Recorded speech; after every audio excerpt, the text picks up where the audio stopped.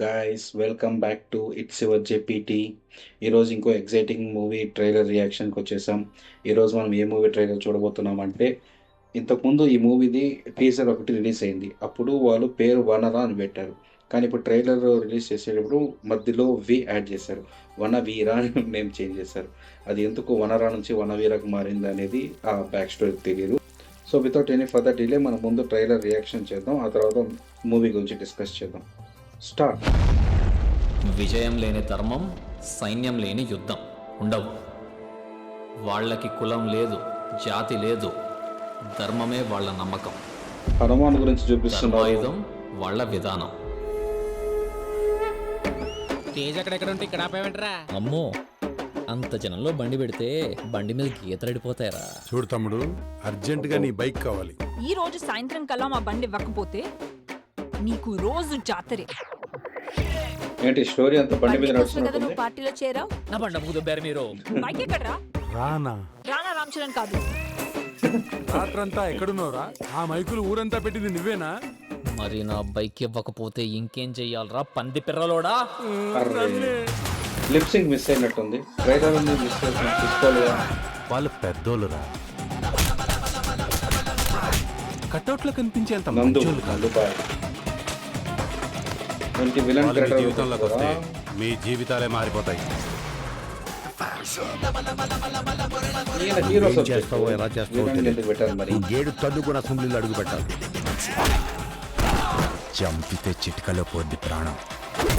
పర్లేదు, విలన్ గా కూడా పాస్ అయిపోయారు. తెలియాలి. హీరోనే కొంచెం నీ పేరు పక్కన ఎన్ని డిగ్రీలు వచ్చినా నీ పుట్టుక మారదురా.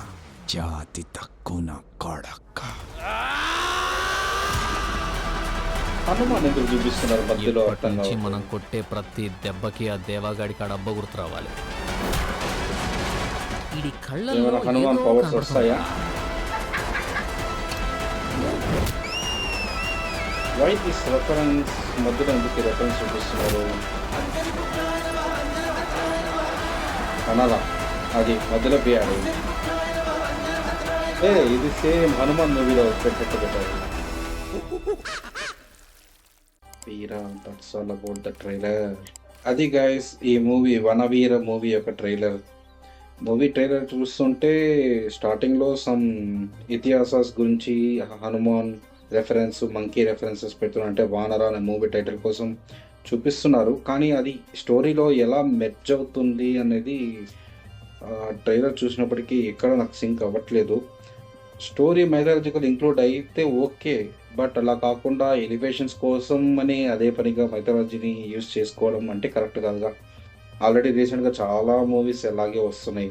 ఈ స్టోరీ లైన్కి మధ్య మధ్యలో హనుమాన్ రెఫరెన్సెస్ మనం చూస్తున్నాం. ఇది ఏదో కావాలని నాకు పెట్టినట్టు అనిపిస్తుంది. అంటే అంతగా జ్వెల్ అవ్వట్లేదు స్టోరీ ఇతిహాసాస్తో.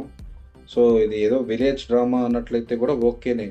మరి అది కాకుండా ఫోర్స్ఫుల్గా మనం ఇతిహాసాస్ తీసుకొచ్చి ఈ స్టోరీలో మెర్జ్ చేయడం అని వాళ్ళ ప్లాన్ అయితే అది అంతగా సెట్ అవ్వట్లేదని నాకైతే ట్రైలర్ చూస్తుంటే అనిపిస్తుంది. ఆల్రెడీ టీజర్ కూడా చూశాను, కాకపోతే ఆ టీజర్లో కూడా ఏం అంత ఎఫెక్ట్గా ఇతిహాసాస్ గురించి ఖచ్చితంగా పెట్టాలి స్టోరీలో అన్నట్లు అనిపించలేదు. కాకపోతే ఇంకా ఫుల్ సినిమా చూసామంటే ఏమైనా దాంట్లో మేబీ తెలియచ్చు, బ్యాక్గ్రౌండ్ స్టోరీ ఏమైనా పెట్టిండొచ్చేమో అలానే అనుకుంటున్నా. Let's hope for the best guys. ఇంకా అది కాకుండా ఈ మూవీలో నటించిన క్యాస్ట్ గురించి చెప్పాలంటే, నందు అయితే మంచి హీరో సబ్జెక్ట్, కాకపోతే ఆయన తీసుకొచ్చి విలన్గా యాక్ట్ చేయించారు. కానీ విలన్గా కూడా మంచి పర్ఫార్మెన్సే ఇచ్చారు. ఇంకా హీరోనే కొంచెం నాకు అంతగా అనిపించట్లేదు, అంటే హీరోకి సెట్ అవుతాడా అన్నట్టు అనిపించట్లేదు. మేబీ అప్కమింగ్ మూవీస్లో రావచ్చేమో. ఇంకా మ్యూజిక్ వైజ్ బాగానే ఉంది. ఇంకా టోటలీ చూసుకున్నట్లయితే ఈ వనవీర మూవీ అనేది ఒక 2-వీలర్ మీద డిపెండ్ అయినట్లుంది. ఆ 2-వీలర్ అనేది అతను ఏదో ర్యాలీ కోసం ఇచ్చానన్నట్టు చూపించారు టీజర్లో. సో ఆ బండి ఇంకా అతని చేతికి రాకుండా తను ఆ పార్టీలో జాయిన్ అయ్యి బండి కోసమే పార్టీలో జాయిన్ అయ్యా అన్నట్టు కూడా రెఫరెన్స్ కొంచెం పెట్టారు. ఇంకా అది కాకుండా అక్కడక్కడ కొంచెం కామెడీ ట్రై చేశారు. రానా అంటే రామ్ చరణ్ రానా అన్నట్టు పెట్టారు.